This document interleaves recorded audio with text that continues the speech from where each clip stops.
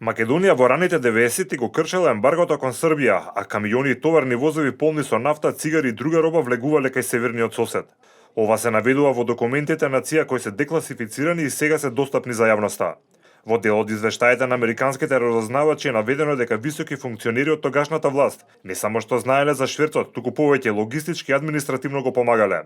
За овие активности на владата предводена од СДСМ реагира од ВМРО ДПМН. Вела документите на ЦИА само ја потврдија вмешаноста на СДСМ во шверцот со цигари и нафта. Корупцијата и криминалот во СДСМ не се ексклузива на Заев и Шекеринска, туку имаат свој корен.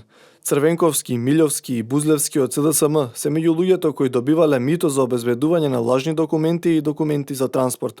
Корумпираните функционери на СДСМ за својот криминал добивале и луксузни Мерцедес автомобили на поклон, сведочат луѓето кои учествувале во криминалот на СДСМ од тој период. Еден од главните криминалци на СДСМ е еден од најголемите проповедници за право и правда по медиумите деновиве. Љубомир Фрчковски, како министер за внатрешни работи, организирал шверц не само на нафта, туку и на цигари за синот на Слободан Милошевиќ.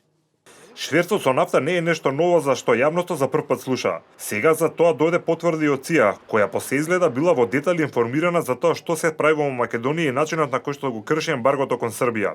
Инаку ЦИА почна да објавува документи во дигитална форма уште во 2012 година, но целосниот обем стана достапен дури во јануари оваа година. Се работи за вкупно 11 милиони страници, службени билтени и белешки.